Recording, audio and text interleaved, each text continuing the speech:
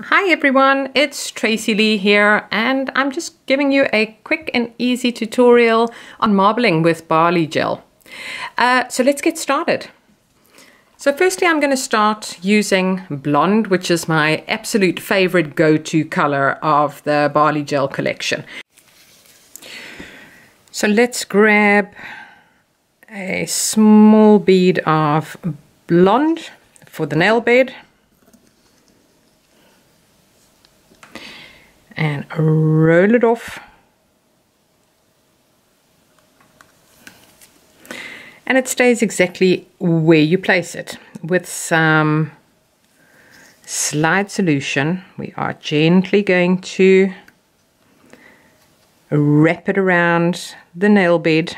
I'm not too worried about the front part yet. I just want to make sure that I get my product right up to the cuticle area and the lateral side walls, and I'll get back to perfecting my smile line once that is done. Right, now we can get on to it. So just wet the brush a bit more with some slide solution, and we can gently press it down to create the smile line. So what is important with the smile line, when you get to this part, you can see that I'm using the side of my brush in order to create a wall or a 90-degree angle where I can pop my extension edge up against in a little while.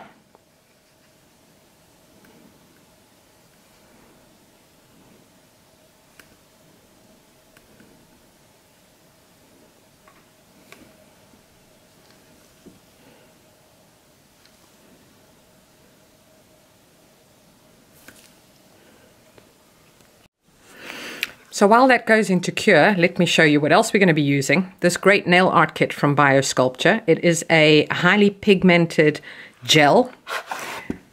Ooh, have a look at that. We're going to be using these, but for those of you who haven't seen it yet, look what is underneath. So if you're going to do any aero puffing, this is your go-to kit. But we're not going to be doing that for now. I'm going to be using the turquoise and the purple. So the first step is to pop down a small bead of the purple, because we are now going to, after curing, we're going to brush this purple up against the smile line. So this is not an essential step, but I really do like the effect it creates when you do this, because it almost creates like a darker edge or outline to the smile line. So all you need to do is apply a thin layer. Don't worry if you hit the top, around the smile line. Make sure that you get right up to that ledge, because that is the line that you're going to see. Up into the corner of your smile line. Don't work too thick. And you can pop that into cure. So while we're waiting for that, let's have a look. I'm going to now take the frost from Bi-Olygel, and let's pop down a bead of frost. Depending on how many nails you're going to be doing, that is the size of the bead that you will take. And I'm going to add turquoise to the mix. Let's pop down a bead there. And we can start creating our marble. So I'm going to take a dash of the purple, pop it in there. Get a bit more, and then add some turquoise in there. You don't want to add too much, because you don't want this to, you don't want some uncured sections in your gel. So just be careful about the amount that you're going to be adding in there. And then as you can see, I'm doing more like a folding action than a stirring action. Because when you start stirring it, you are going to just mix the colors together. When you fold it like that, you manage to keep the colors, like definite lines or veins in the colors. So we grab our tip, and I'm going to scoop up a bit of this and lay it onto the extension edge. Just roll it off. There we go.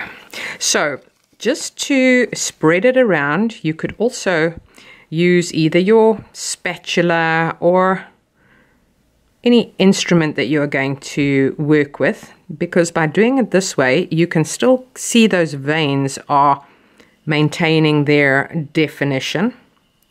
And then the last step is to flatten it out with the brush.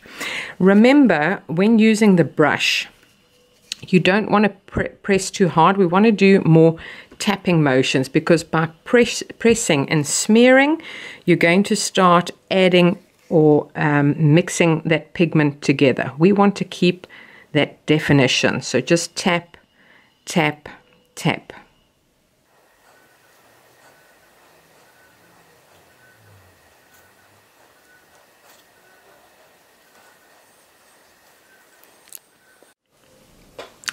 So it's been in for a double cure.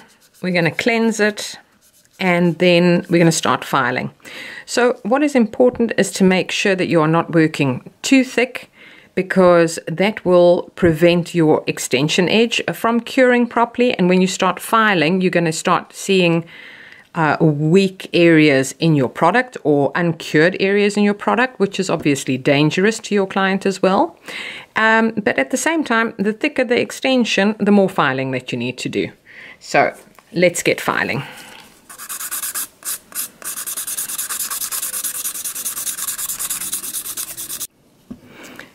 And then you can finish off with a gloss top coat, which is when your color really pops out and you can start seeing that darker line around the smile line. Such a cool effect. So here you are. Here are a couple of examples of what is possible with the marbling technique with Bi-Olygel.